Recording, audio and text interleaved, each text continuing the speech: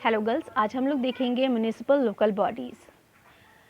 तो these are created to look after the welfare of cities and towns. There are three kinds.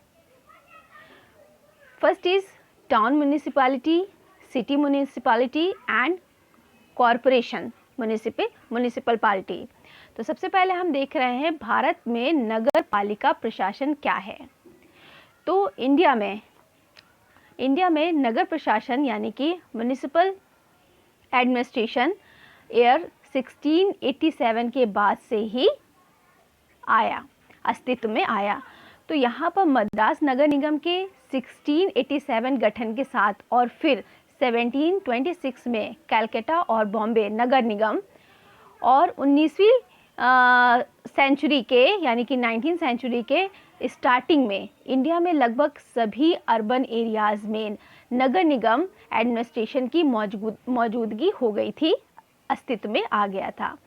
तब India के viceroy Lord lip ने नगर पालिका शासन की नींव रखी थी. 1919 में इंडियन गवर्नमेंट 1999 कानून ने लोकतांत्रिक रूप से चुने हुए नगर पालिका सरकार की शक्तियां तैयार की, उनकी पावर को तैयार किया. तो यहाँ पर 1935 में इंडियन गवर्नमेंट ने स्टेट गवर्नमेंट और रीजनल गवर्नमेंट के अधिकार, उनके राइट्स के तहत नगर पालिका सरकार लाई और विशिष्ट शक्तियाँ दी गई, स्पेसिफिक पावर्स उनको दी गई. तो अगर हम बात करें इनकी जो 1991 के सेंसस के अकॉर्डिंग जो देश में 3255 अर्बन लोकल बॉडीज़ जो थी वो उनकी 4 कैटेगरीज है या श्रेणियां हैं जिन्हें उनको वर्गीकृत किया गया है. तो वो कौन कौन सी हैं? तो टाउन म्युनिसिपैलिटी है, जैसे कि नगर निगम हो गया, नगर पालिका हो गया. नगर पालिका में आप में नगर पालिका परिषद हो गया, नगर पालिका बोर्ड हो गया, नगर पालिका समिति हो गई, नगर परिषद हो गया. दूसरा हो गया town area committee, town level पे होगा.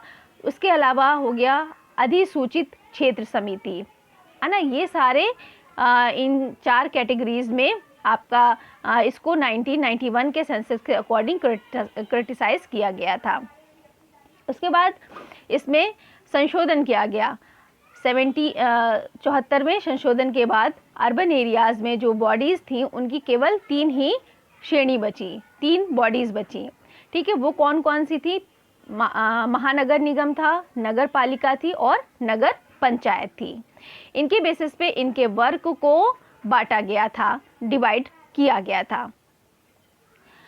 तो यहाँ पर टाउन एंड सिटी म्युनिसिपैलिटीज़ क्या है कि they are constituted for a population of 10,000 to 50,000 in town or cities.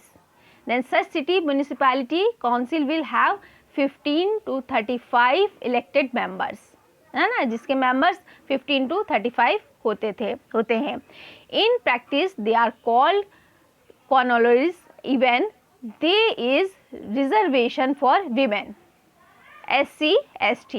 The term of these municipality is 5 years. इनका जो कार्यकाल होता था वो कार्यकाल है वो 5 सालों का है.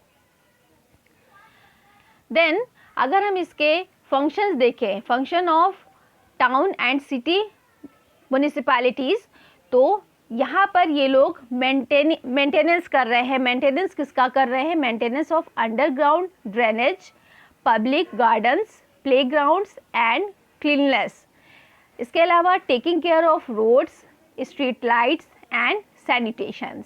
Then provide relief in case of natural calamities. Then maintenance of birth and death reports. इसके अलावा है इसका काम extension and beautifications of city और supply of drinking water, safe drinking water.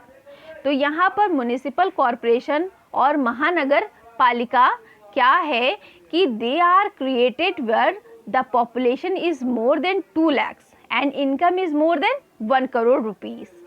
इसके अलावा the number of members is decided by the state governments. यहाँ पर जो मेंबर डिसाइड किए जाते हैं वो स्टेट गवर्नमेंट के थ्रू डिसाइड होते हैं। The membership may vary from 50 to 100। Then the complete city is divided into wards, है ना, वार्ड में डिवाइड कर दिया जाता है सिटीज़ को। And from each ward 1 member is elected. हर एक वार्ड के लिए एक मेंबर को चयनित किया जाता है। The terms of corporation is 5 years। इनमें भी जो इनका कार्यकाल होता है वो 5 साल के लिए निर्धारित किया जाता है। So to help administration and administrator is appointed by the government. The administration of Mahanagar Palika is carried on by 3 wings. 3 wings होते हैं, जनरल बॉडी और काउंसिल, दूसरा है स्टैंडिंग कमेटीज एंड कमिश्नर।